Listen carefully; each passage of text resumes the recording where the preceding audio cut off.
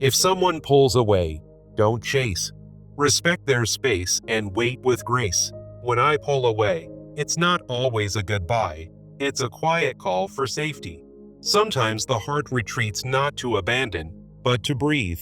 One of the worst things you can do is chase me while I'm trying to find clarity. My silence isn't a wall. It's a wound I'm trying to tend to without making noise. If I've stepped back, it's because something inside me feels unheard or unseen. Chasing me with questions or pressure will only push me further into hiding. Healing isn't loud. It needs stillness, solitude, and emotional safety. If you want me to return, don't fill the space I left with fear or assumptions. Fill it with patience, understanding, and quiet presence, even if you're not close. You must never minimize my need for space, because that space might be the only thing saving me. I didn't walk away because I stopped caring. I walked away because I couldn't breathe in the noise. Don't try to fix it immediately. Sometimes the repair starts with respecting the pause. What you should never do is make me feel guilty for needing distance. My return depends on whether I feel emotionally safe, not emotionally chased.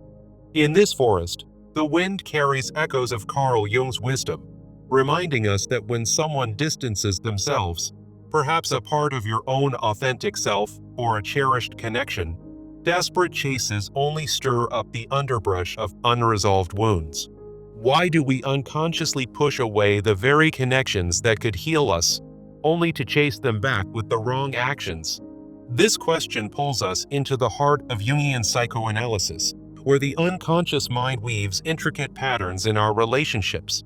Jung spoke of the shadow, those repressed aspects of ourselves that project onto others, creating barriers instead of bridges. Here, we'll embark on a 5-step journey to uncover what you should never do if you want that distanced soul to return, drawing from Jung's concepts of individuation and the self. Individuation is the process of becoming whole, integrating your shadow so you don't repeat cycles of loss and longing. Picture it as a dance with your inner self, where every misstep in pursuit only widens the gap. This guide promises transformation, turning repetitive heartaches into opportunities for empowered reconnection. To avoid repeating these patterns, we must first confront the root wounds that cause distancing in the first place.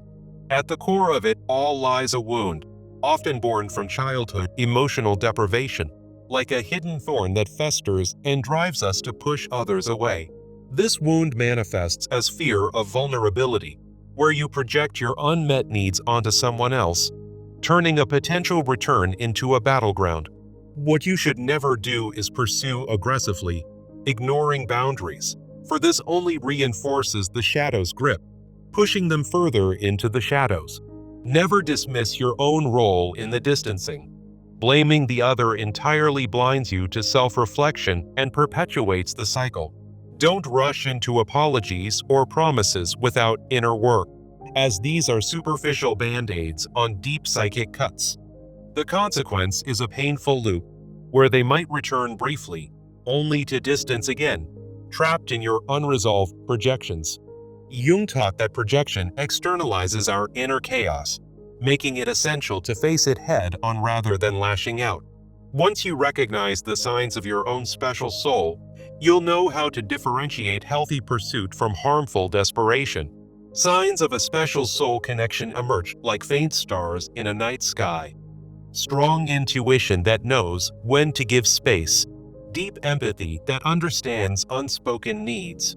There's also natural creativity, offering innovative ways to reconnect without force, and an inexplicable magnetism that pulls toward mutual growth.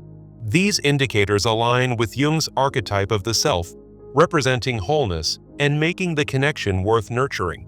What you should never do is ignore these signs by overwhelming them with messages, dismissing the soul's need for individuation. Avoid self-doubt that leads to overcompensating, like changing yourself to win them back, which undervalues your own worth.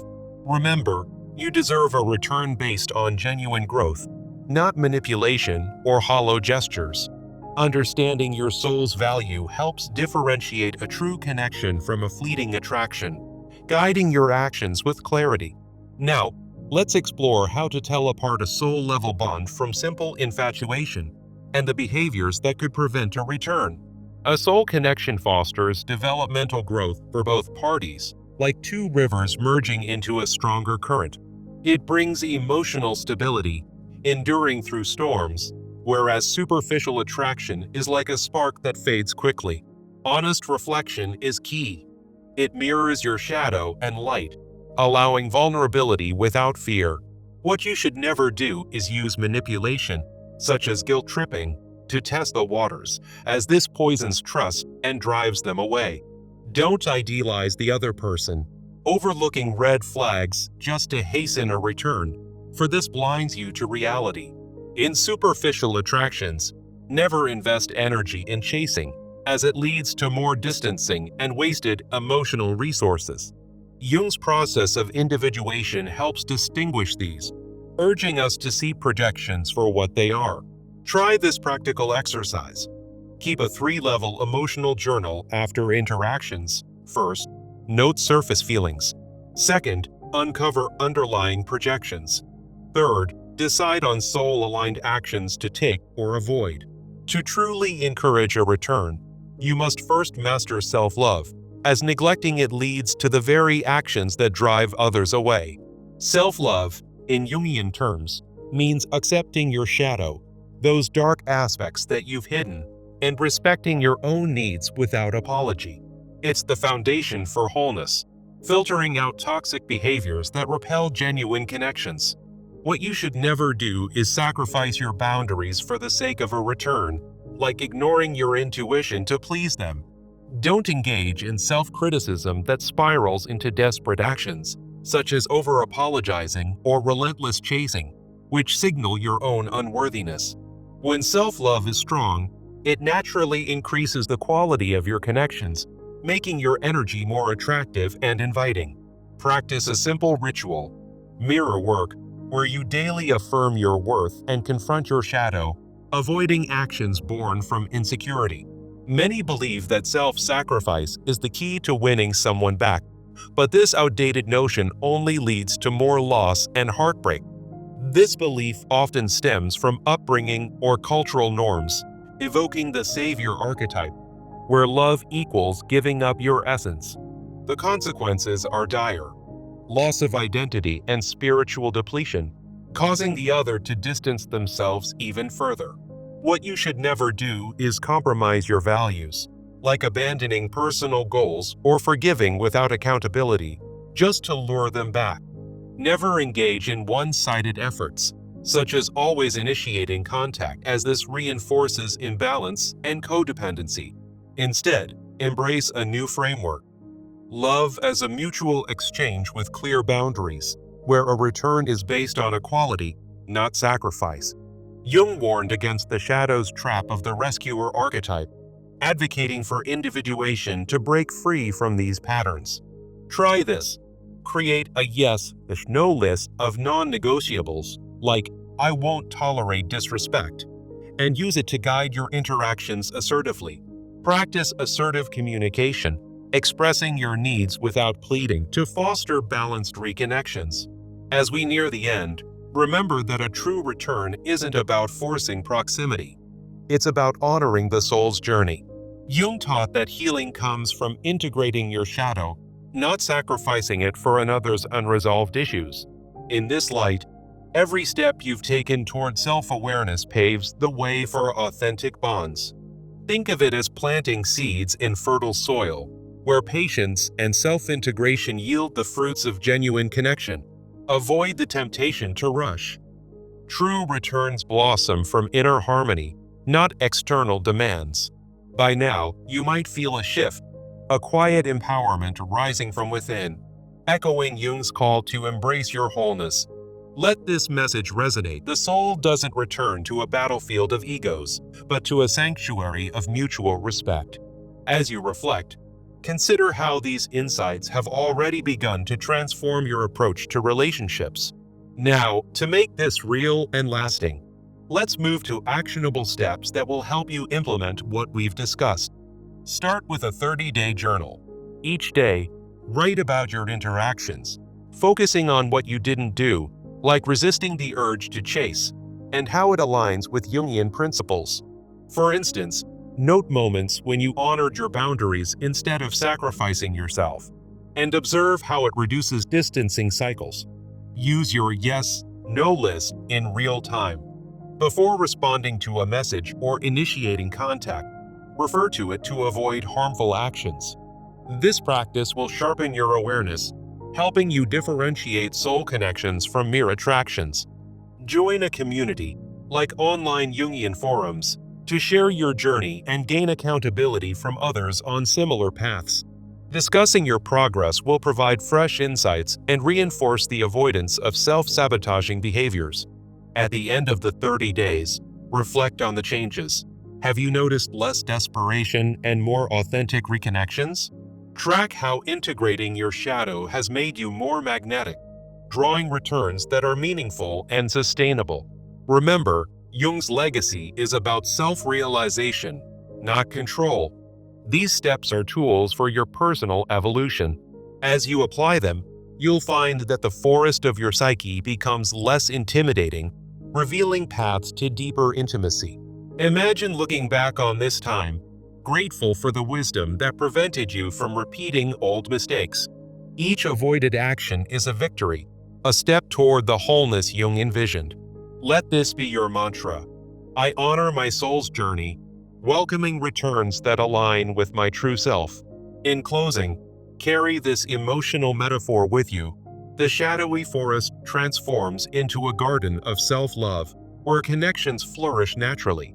You've learned what not to do, not through fear, but through the light of understanding. As Jung might say, the return you seek is already within, waiting for you to clear the projections. So, take a deep breath, embrace your shadow, and step forward with confidence. This is more than advice. It's a pathway to reclaiming your power in relationships. May your journey lead to the authentic returns your soul truly deserves. Why do we unconsciously push away the very connections that could heal us, only to chase them back with the wrong actions? This question cuts to the heart of Carl Jung's teachings on the unconscious mind and its role in our relationships. Jung believed that our shadow, the hidden parts of ourselves we deny, often drives us to distance from others, projecting our fears and unmet needs onto them. In this guide, we'll explore a 5-step journey to avoid the behaviors that sabotage a potential return, drawing from Jungian psychoanalysis. By confronting these patterns, you can transform from cycles of loss to empowered reconnection, honoring your authentic self. Remember, a true return isn't about manipulation. It's about fostering wholeness through self-awareness. To avoid repeating these patterns, we must first confront the root wounds that cause distancing in the first place.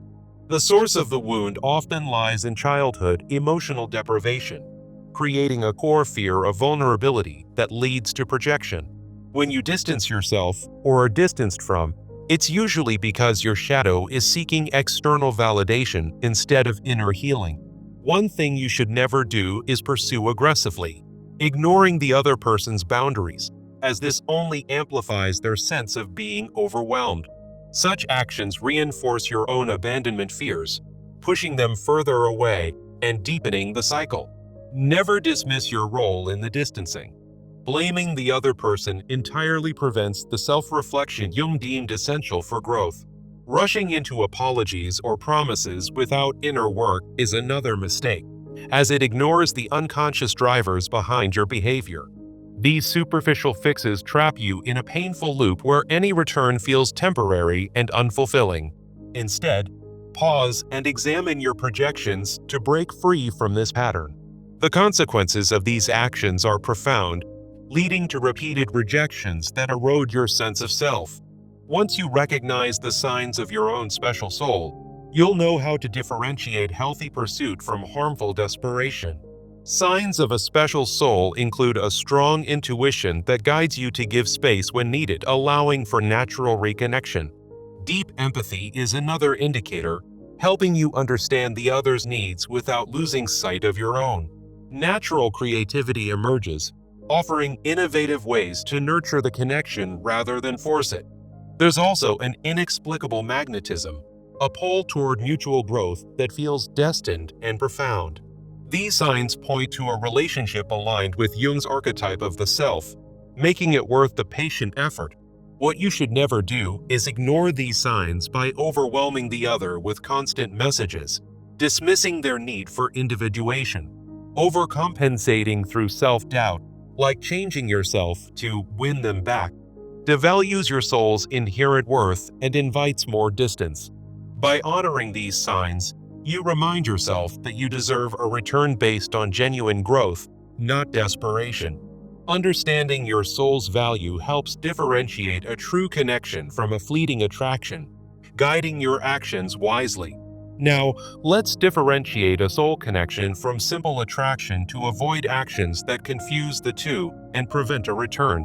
A soul connection fosters developmental growth for both parties, encouraging mutual evolution rather than one-sided change. It provides emotional stability, enduring through challenges without the need for impulsive gestures like constant checking in. Honest reflection is key, as it mirrors your shadow and light, allowing vulnerability without hiding flaws. In contrast, superficial attraction is intense but short-lived, often driven by projections that fade quickly. What you should never do in such cases is invest energy in chasing it, as this leads to more emotional distancing and wasted effort. Don't use manipulation, such as guilt-tripping, to test the connection, as this poisons trust and blocks authentic bonding. Avoid idealizing the other person by overlooking red flags just to hasten a return, which only invites future disappointment. To make this practical, try a 3-level emotional journal after every interaction. First, note surface feelings. Second, uncover underlying projections. Third, decide on soul-aligned actions. This exercise, inspired by Jung's methods, helps you avoid harmful behaviors and foster healthier dynamics. To truly encourage a return, you must first master self-love, as neglecting it leads to the very actions that drive others away. Self-love, in Jungian terms, means accepting your shadow, respecting your needs, and setting boundaries without apology. When self-love is lacking, you might sacrifice your boundaries for the sake of a return, such as engaging in people-pleasing behaviors. What you should never do is ignore your intuition, allowing desperation to guide your actions instead of inner strength. Never engage in self-criticism that leads to over-apologizing or chasing, as these signal unworthiness and repel genuine connection. Embracing self-love increases the quality of your connections, making your energy more attractive for an authentic return. Practice a mirror work ritual daily. Confront your shadow through affirmations, affirming your worth to avoid actions born from insecurity. Many believe that self-sacrifice is key to winning someone back, but this outdated belief only leads to more loss. The origin of this belief often stems from upbringing or cultural norms, like the savior archetype, promoting codependency.